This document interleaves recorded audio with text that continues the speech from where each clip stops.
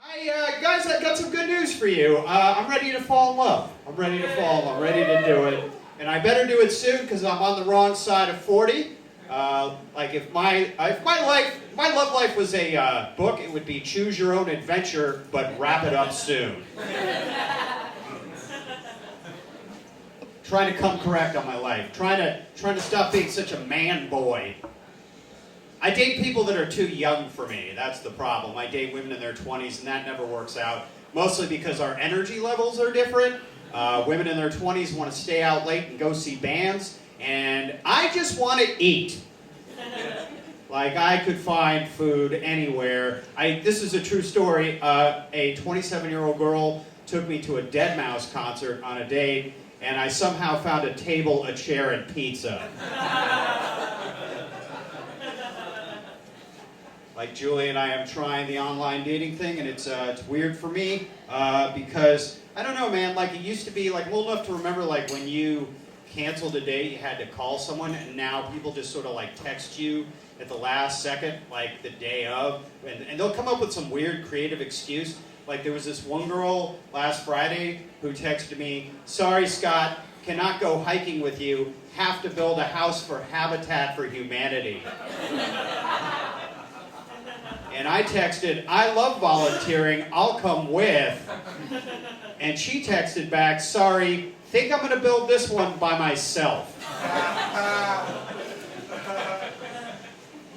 I would prefer that you be like the girl who canceled on me the other night because her schedule was full of another man's penis. Sort of the intended response, but sort of not at the same time. Like, here's the thing, like, I've been dating long enough to where, like, I actually have phone numbers from women that are not even in a phone.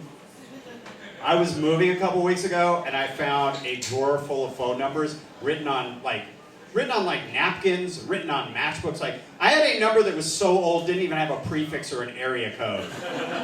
It just said Edison 2255. And most of those numbers that women give you are fake. They'll like throw one digit off because they're like too nice to say no.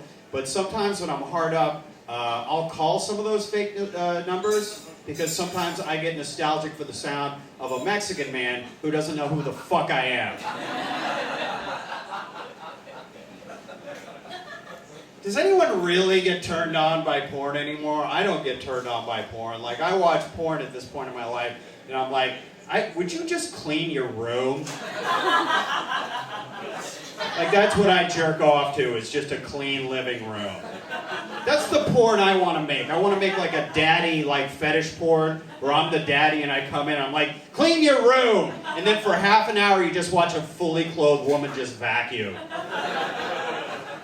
And then every so often you hear me off screen going, "Get the dust buddies! You didn't get the dust buddies last time!" And then I come back in after a half an hour and then I look around and I go, "Yeah, you can use the car tonight." That was a new joke.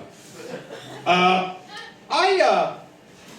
don't know, man. Like, I saw a video a few months ago that really disturbed me, and maybe you guys saw it. And it was a woman walking down the streets of New York City, and she was getting catcalled by a bunch of dudes. Did anybody see that video?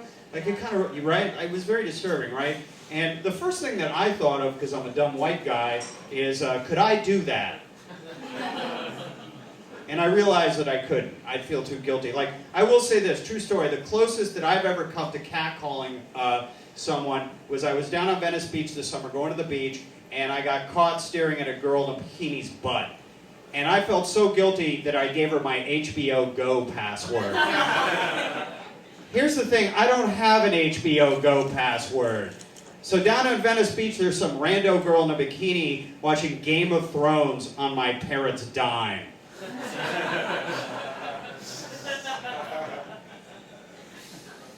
My father is 86 years old, and he had me when he was old already. And like the roles reverse when you get to my age. Like, you become the father. And unfortunately, like, you don't get to have the fun things to do that, like, your dad did to you, like punishing them, right? My dad got mad at me one time. This is what the shit they get mad at you about. Like, he got mad at me because I cut his banana wrong. So I decided to ground him. And he was like, yeah, sure, why don't you ground me in the house that I bought myself? Because I had a career that paid in money and not in drink tickets. And then he threw a loofah sponge at my head. You guys ever have to give to a sponge bath to a man who's right?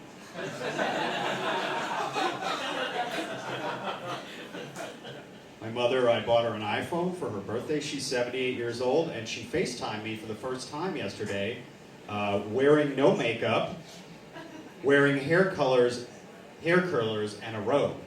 That's all we learned a lot of truths that I did not know about before. And here's what I found out. My mother is Walter Matthau. I grew up in Los Angeles. You guys anybody grew up in Los Angeles? I grew up in LA. I was a weirdo. I was like a member of the Bowie fan club. We used to wear like weird outfits and stuff. But I always tried to be too many things to too many people. I tried to go out for varsity basketball. And I don't think that the varsity basketball coach is looking for a chubby little Jewish guy in fucking glam rock face paint. Nobody's going to be like, we're 10 points behind, send in chubby Ziggy Stardust. No one's going to want that. I was punk rock in the 80s. And here's the other thing, like I tried to be preppy too at a certain point. 11th grade I went through my preppy phase and my punk rock phase, and those two things don't go together. And I'll tell you a story about that.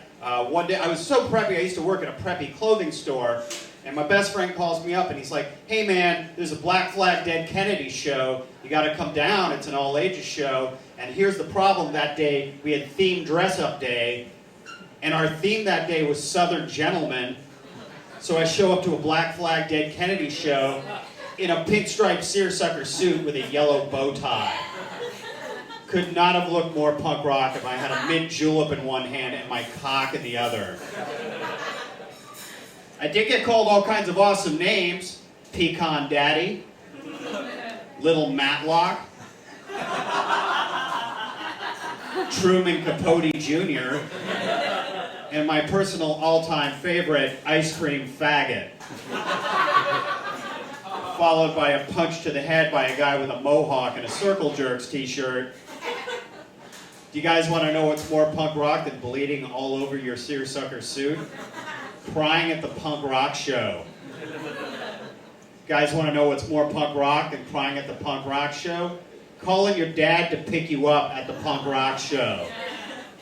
My dad comes around in a Honda Odyssey minivan, parks in front of the venue for maximum humiliation and embarrassment. Takes one look at me in my bloody seersucker suit. He's like, what'd you get in a fist fight with the good humor, man? Ice cream faggot. I'll end on this. I live in this area. I have a difficult relationship with homeless people, as we all do. I try to give money to homeless people. There is one homeless guy who I will not give money to, and that is the dude who's outside of my 7-Eleven who listens to Rush Limbaugh on his portable radio. Really? Is it in your interest to be a right-wing Republican hobo? The guy was coming out of the 7-Eleven, he's like, hey man, you got $5? And I was like, nah dude, you're just going to spend it on an old paperback copy of Ayn Rand's The Fountainhead. Smart crowd, that was a test joke. Thanks very much, you guys.